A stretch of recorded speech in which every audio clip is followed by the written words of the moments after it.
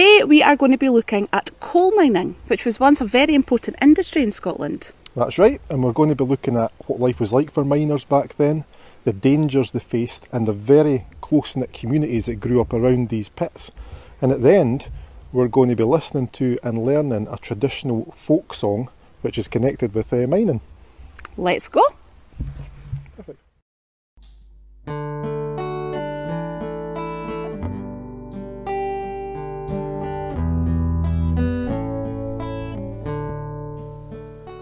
Almost all traces of Scotland's coal mining industry have disappeared now.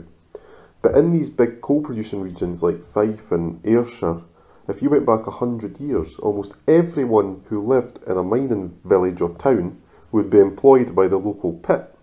So in this section of the video, we're going to learn a little more about what these miners went through, what the job entailed, and the dangers they faced. I mean, every day underground they would face danger of roof collapses. Dangerous gases building up could cause explosions. They could also have poisonous gases. The mines could flood. So this is an extremely dangerous job. So let's learn a little more. In the 19th century, coal was needed to power almost everything, from trains and ships to factories and power stations. By 1920, 1.2 million people were employed in the industry in Great Britain. Following World War II, there was a sharp decline in the demand for coal, as other energy sources became widely available, like oil and gas. Until the law changed in 1842, it was considered perfectly normal for children under the age of 10 to work in coal mines, and they often started work as young as 5. Miners and their families lived in small terraced cottages known as rows, or raws in Scotland. These were usually owned by the coal company. There would be a village shop also owned by the coal company, so much of the miners' wages made their way back to the employer. Coal mines were extremely dangerous places to work. Death and injury were common, and sometimes major disasters would occur. Families from the surrounding area would gather at the pit, hoping for good news about their loved ones. Specialist rescue crews were formed to deal with disasters, although attempting to rescue trapped miners in collapsed or flooded tunnels was very dangerous in itself. The worst disaster in Scotland occurred in 1877 at Blantyre, when 207 miners were killed in an explosion. A miner spent much of his life in darkness, working 12 hours a day, 6 days a week. The harsh conditions and inhaling of coal dust meant that life expectancy was low, with many miners not living past 50.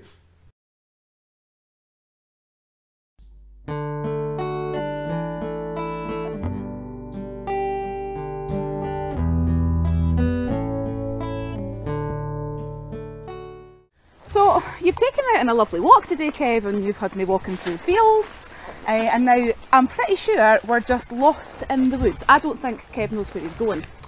Well, I know exactly where I'm going as it happens, Laura. Yeah, the birds are singing today and it's lovely and quiet, but this place wasn't always so quiet.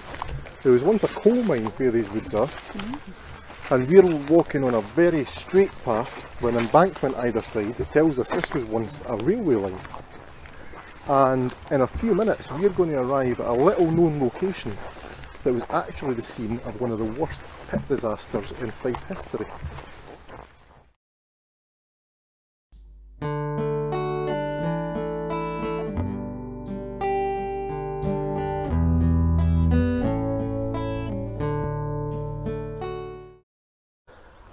And we've finally arrived here.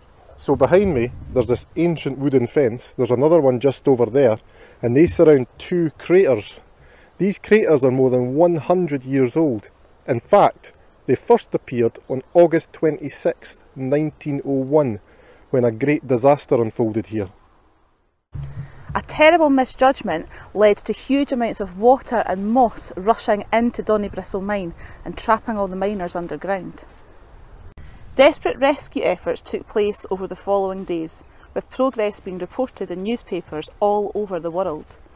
Rescue parties were formed and bravely attempted to reach the trapped men. One of the rescue parties was never heard from again. In total, 8 miners died in the tragedy. Those who helped with the rescue were hailed as heroes, and the local community rallied round to help the families affected by the disaster. Eventually the men who were trapped underneath realised that there was no hope of them being rescued. They spent their final hours scribbling notes to their loved ones, which were later discovered. This tiny little book here was published the following year to raise funds for the families affected by a disaster. It is so rare that the British Library doesn't even have a copy or a record of its existence, so we're extremely lucky to have a copy here. It is an eyewitness account of the disaster and has pictures of everyone involved, and at the back there are several poems that were dedicated to the disaster, one of which finishes with these words: "As companions in trouble to each other draw near, we gathered together for comfort and cheer. But death stood before us, then round us did prance, fierce was his eye, and sharp was his lance."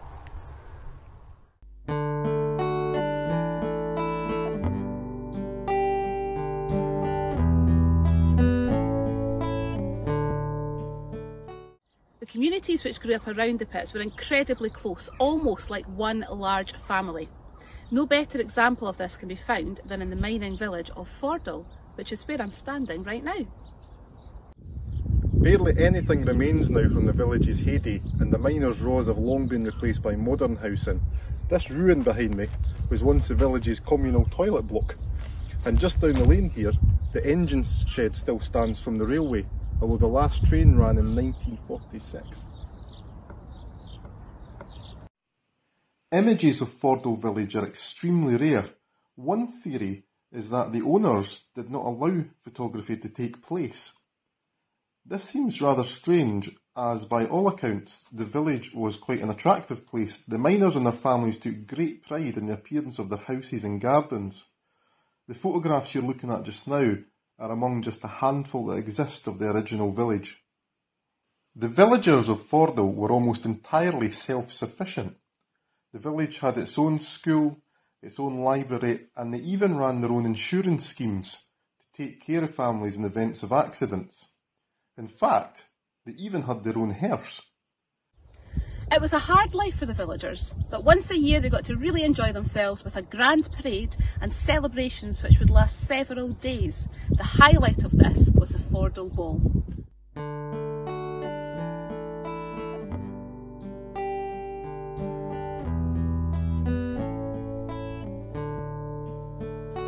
Will you come to Fordall Ball, my bonny lassie? In the song, a young miner from Fordall village is imagining that he's been able to invite a girl from the village to the ball at the Big House. This is the posh do. And this song uses loads of Scots language, so we're going to learn some new words here. So let's go and learn the song. Yep.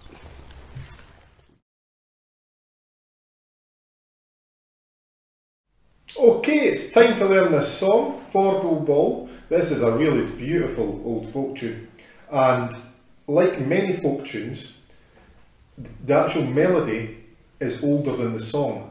So this is originally a piece of music called Kelvin Grove, and somebody has added these words to it.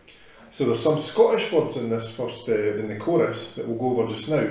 So the first bit's really easy, it just repeats. It says, "Will you gang to Fordall Ball?" And gang simply means Go. go.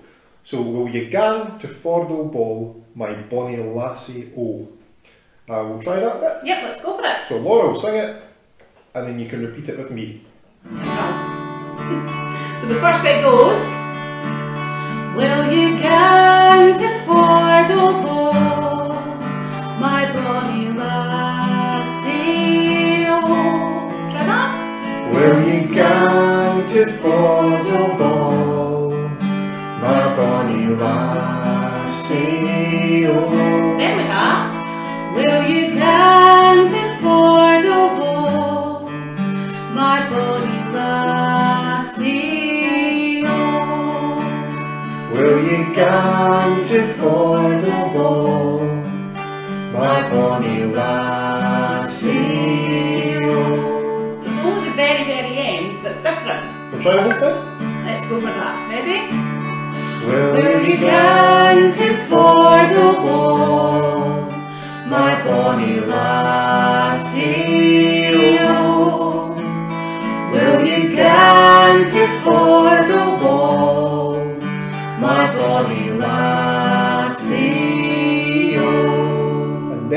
tune changes.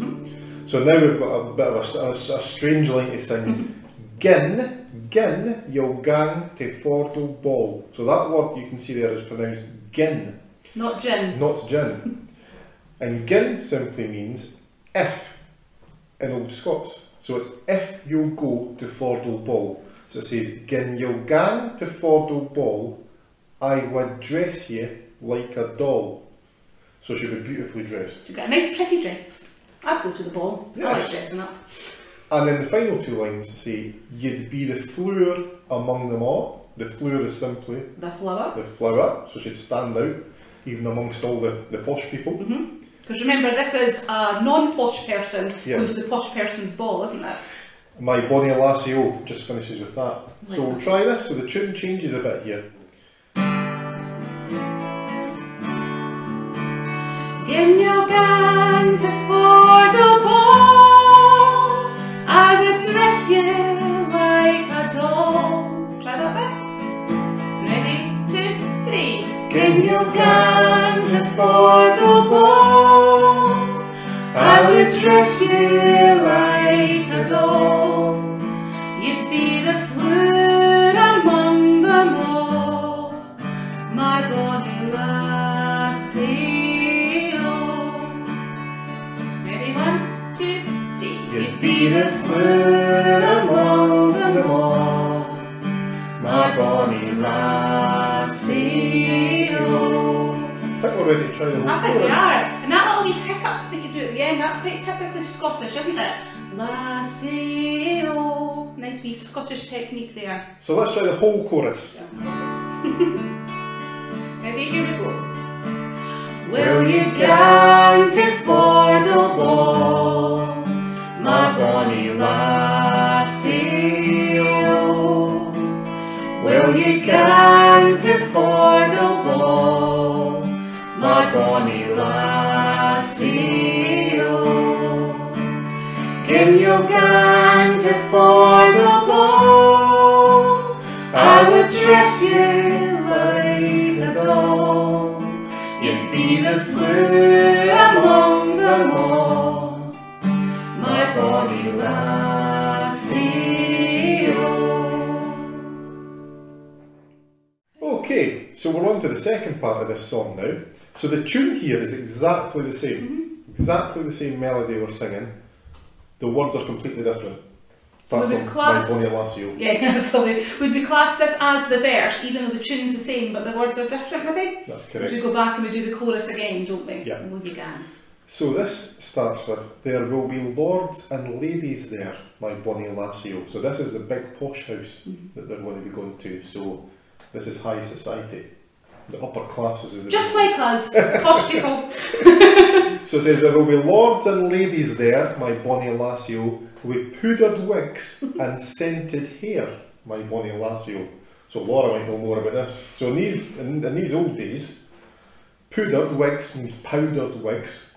So I think that means they would put scented powder on their... Yeah, so kind of they would often wear wigs, wouldn't they? The men as well as the ladies would often wear wigs, and that was a sign of being posh, or being wealthy anyway. Yeah. And yeah, the scented hair, it would be the perfume, so they would perfume their hair as well as their bodies. And then he sings, there will be lords and ladies there, but at you they'll stop and stare. So he's really paying her a compliment here, because he's saying despite all these very wealthy people who are very well dressed, everyone's going to look at this girl that he's bringing to the ball. And we're going to use a little technique when we get to this bit. Where it says stop, we're going to stop. I'm going to stop playing the guitar, stop singing, and have a little gap. So the music's going to reflect the word. That's right, we often call that word painting. Yeah. And it finishes with, you'd be the fairest o' the fair, my Bonnie Lassie O. So it's just a song full of compliments for this lucky girl. You should be singing it to me. So we'll do a couple of lines at a time. Yeah. Okay, let's go. Same as before. I'll sing a wee bit and you guys copy. Okay. There will be lords and ladies there, my bonny lassie O. There will be lords and ladies there, my bonny lassie O. With powdered wigs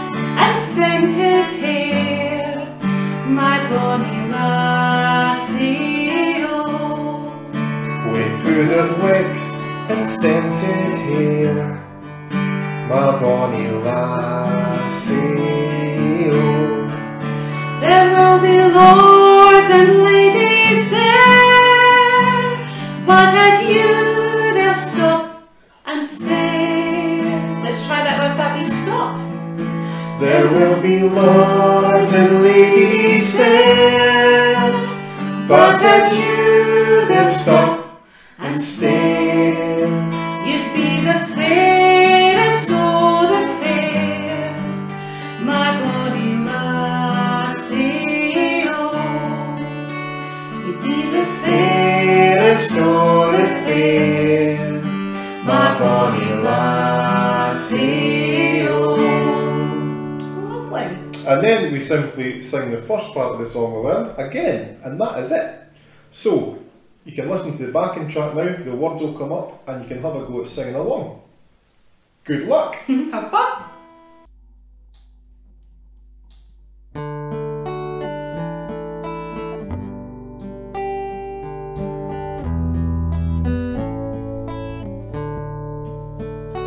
Well, you can't afford a ball, my bonny lassie, oh.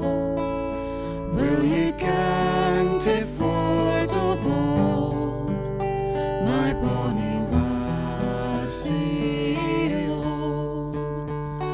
Can you can't afford a ball, I would dress you like a doll. You'd be the flirt among them all, my bonny lassie, oh. There'll be lords and ladies there, my bonny lassie, oh. We powdered wigs and scented hair, my bonny lassie, oh. There'll be lords and ladies there, but at you they'll stop and stare.